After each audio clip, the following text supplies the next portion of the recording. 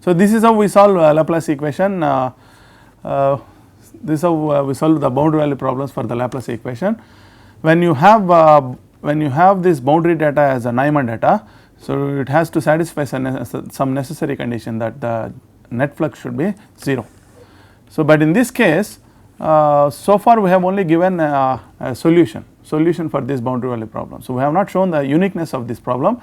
So, we can see that, if for just looking at that uniqueness, if you consider Laplace equation in a domain D, okay, so gradient square u equal to 0, and suppose you provide the Neumann data. So, dou u by dou n, so normal velocity, suppose it is given, then you know that it has to suppose in such a way that suppose let us say some f of x y, okay, x y belongs to this boundary B, this is the boundary B, okay. So, the boundary is B. So, on this if you satisfy the necessary condition, so that is some, let us say ds, S is the along the arc over B equal to 0, suppose the necessary condition is also satisfied, okay, such that you have this condition is given, okay, and let us say f is 0 it is given. So, flux is let us take the simpler one, on the boundary you have a Neumann data that is 0, it is not really non-zero, it is simply, so it is like you insulate this boundary. Then what happens, your solution, suppose you find the solution for some either circular domains or rectangular domains, with the method that you have devised you can find a solution. But then if you add, once you let us say you call this let u of x y be the solution, okay, u1 be the solution, be a solution that you devised through this method you calculated, that is your d1, you call this u1 of x y as a solution. Then you add any constant c plus u1 of x y is also satisfying a Laplace equation inside D, and also satisfying because the normal derivative of this you see that this satisfies, okay. So, that means clearly c plus, that means any constant times u1 of x y also solves the boundary value problem, okay. If this is your boundary value problem, if you have a Neumann data everywhere, so you cannot say that you have a unique solution. So, clearly you do not have a unique solution for this problem, but if you provide a Neumann, so Dirichlet data, suppose you provide a Dirichlet data here, so only u is provided. So, on B you provide u of x y is given, some say some f of x y, okay, where x y belongs to B, and inside the D gradient square equal to 0. So, for these kind of problems you have a unique solution, okay. So, let us say this is smooth domain or piecewise continuous domain, okay. So, you have such a domain and you have this is your boundary, and we have something like a maximum principle to show that for the Dirichlet data you have a unique solution, okay, unique solution whatever we constructed should be the only one solution. So, first we write this maximum principle. So, maximum principle is, it says suppose del square u equal to 0 in D, okay, and u is, and you also assume that u of x y is continuous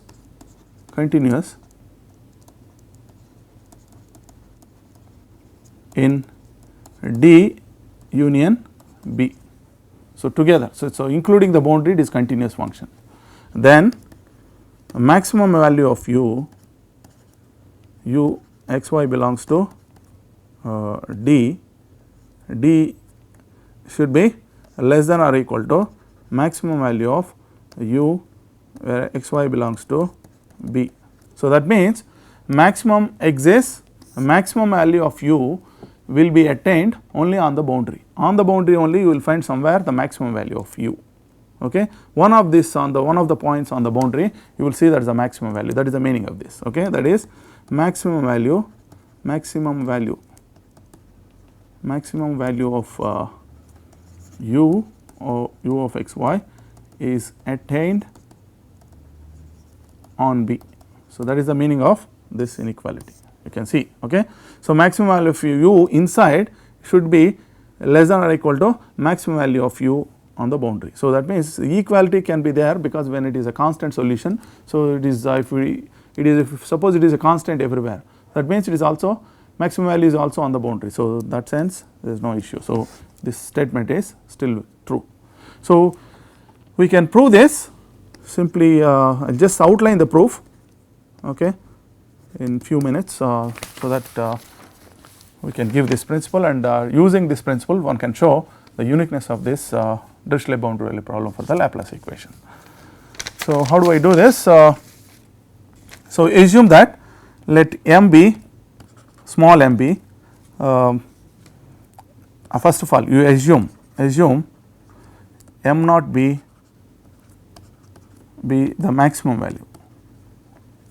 value of u of x y, and it is achieved, and u of x naught y naught equal to m naught, this m naught where x naught y naught belongs to D. So, assume that it is not on the boundary, it is in D, inside D. So, that is what is the maximum value, and you also define what is m. M is the maximum value of u of x y where x y belongs to B. So, simply on the boundary you call this maximum of maximum value of u on the boundary is m. Okay. Let us call this one, let this be this. Okay. Then if I define, so I assume that the maximum value of u is achieved only inside the domain D, okay, only inside somewhere it is defined. So, now I define a new function v of x y, okay. So, this is equal to u of x y, this u of x y plus m naught minus m divided by 4 r square into x minus x naught square plus y minus y naught square. So, this is what I define, okay, define this function. So, what happens this function? If you define it like this, so what is this r? R is suppose this is the boundary B, okay, r is the radius connecting. So, you take any circle, it is entirely, this is a circle of radius r which is entirely in D, okay. So, you take all the x y values like this. If you want to have, so this is not just this one, this is for this all the points inside, this is the definition, and you make one more circle here just connecting to this point. At this every point of the boundary you make a circle that is also defined. So, for all these here values, for all the values inside this here you have the same some r, okay, that r you put it here, okay. So, let us work like that. So, for every point of the boundary you make a circle just inside the circle and with the radius r, but it is entirely inside D, okay, and it is just touching that boundary. So, inside only, so it does not matter. So, it is just touching the boundary point B. So, like that, so Vx, for all Vx I am here. So, like that every point of the boundary, every point of the domain D you can just have it. So, you can have this one. So, if you have any point you take, that you can always make a circle that is just connecting, that is entirely inside D and just touching one point of the boundary, okay. So, like that you define this. Then you can clearly see that V at x naught y naught, same x naught y naught is when you put x equal to x naught, y equal to y naught, this is simply u at x naught y naught. This is actually your maximum value of u, that is what we assumed, okay. So, that is what it is. And what happens when you take xy belongs to this B, the boundary, on the boundary V is, you know that on the boundary u has a maximum value is m, u has a maximum value m, and here this will be, and you see when you connect, so this is m naught minus m by 2 you take, okay, and 4 actually 4, and this will be, when you see this one, so inside this is always, so I have less than or equal to, when you take this point on the boundary, this is actually equality comes into picture, r square goes, this is this one. Okay. So, otherwise it is still less than, otherwise it is actually this quantity is bigger than this one. So, x minus x naught square plus y minus y naught square is always, so if you take here this point 2 times, actually you have to consider any point here inside the circle will be maximum x minus x naught. Okay. X minus x naught is r naught. So, no, so this is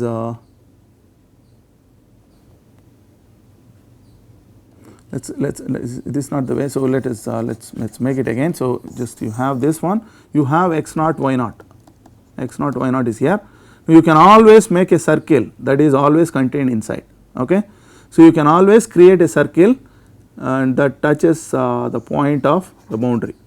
This is what is your, this is with the radius r. So, like this you can always move, you increase the circle if you want to this to touch here, but only point is that it should be entirely inside this, inside this domain. Okay. That is possible. So, like that if you define, this will be actually much bigger than, this is less than or equal to m, this one, and on this is on the boundary. Okay. If you have this point on the boundary, that is this point, this is xy for the domain of V, and you have this one. So, when you do this one, this point only when xy is inside is always, so this is always smaller than r square. So, you can always make it less than 2r square, that 2r square goes. So, only thing you are left with this one, this is exactly equal to, this is exactly equal to m naught. Okay. So, 2m minus m, m plus m naught, m plus m naught divided by 2. So, that means this is always, because m is still smaller than m naught. So, this should be bigger than m naught. Okay. So, you can still put less than here. So, if you want, so it can be there. Okay. This can be equal, this can be equal. So, when you write this one, so this is less than or equal to m, and this also can be, if you consider this point, that may be equal. Okay. In that case still actually it should be less than only, it's we have 1 by 2 r square. So, when you consider this point, for example here at this point, it may be the distance is 2r square. Okay. So, this quantity is r square goes, and you have this distance is actually 2r square. So, the 2r square goes, that can be, so this is actually equal to, for this point, at this point exactly here, this distance is 2r square. So, that goes, so that can be equal to this. Now, if you do this equal to m plus m naught by 2, because m is smaller than m naught, that is what is the assumption. So, this is less than m naught. So, implies on the boundary v of x y is less than m naught. So, is always x y belongs to B, on the boundary this is always less than this m naught. So, implies, so what is that you achieved? So, V at inside at some point m naught, and all other points on the boundary it is m naught. So, implies it is a V, the function V is also achieves its maximum somewhere inside only, implies V of x y attains maximum in D. So, that is the meaning. Okay. So, let us consider what is you just calculate, if it attains its maximum in D, you just imagine a disk, you have a maximum value on top. Okay. So, you imagine an umbrella at the middle, you have the maximum value. So, if you have the maximum value V, that Vxx, you take the two derivatives. So, if you actually look at the slope of that, at that point you imagine like this, you have a maximum, you consider this slope, slopes are actually decreasing, that means Vxx should be less than 0, or in any direction if you go, it is a 2 dimensional object, or actually, and Vyy should be less than 0 if this is to be true. Okay. This implies Vxx is less than 0 and Vyy should be less than 0. This is the meaning. Okay. If it attains maximum only inside, this is what should happen.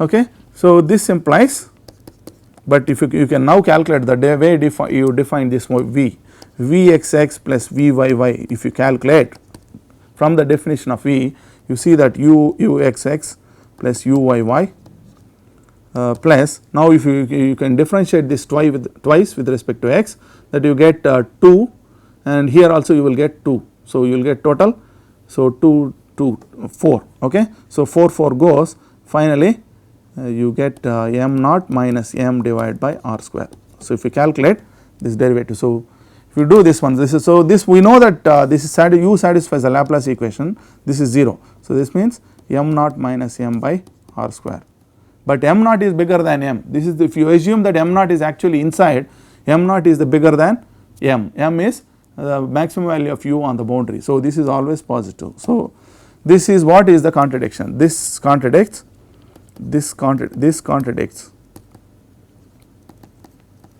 the assumption, okay. What is the contradiction here? But this is positive, okay, but you see that, so but when you calculate this is positive, this contradicts the assumption that maximum value of u x y belongs to h u and d, okay, is actually, or you simply write maximum value, that maximum of u attains inside d. If you assume that, so that is the contradiction. So if you do not assume this, that if we, so that means it has to, if you assume that if your maximum value of u at inside d, then you got this contradiction, okay. So like this, the proof goes like this. So this is the proof, okay. So that shows that u attains, that implies u should be the maximum value of u of x y should be on B, the boundary, okay. So now you consider, you work with minus u, let minus u you take, okay, then minus u actually satisfies gradient of minus u is 0, and minus u is also can be, is you can give the okay, minus u also satisfies the Laplace equation, and minus u is also continuous. If u is continuous on the boundary and minus u is continuous on D union B, okay. So implies maximum value of minus u should be on B, implies minimum of u should be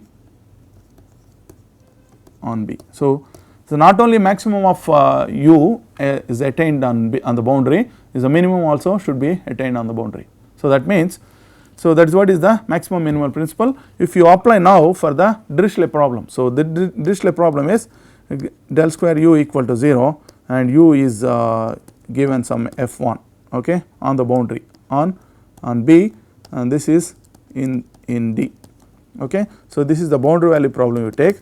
Now you can show the uniqueness you can apply this maximum minimum principle. So let u1 u2 be two solutions of the boundary value problem. So assume you have two solutions. So let w should be, you take it as usual u1 minus u2, then del square w is 0 and w equal to, on the boundary in D, on the boundary this is 0, okay. This is what it is become. Now the boundary value problem is this.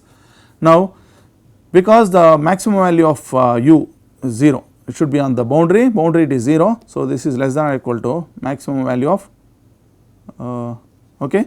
So maximum value of w of xy belongs to D should be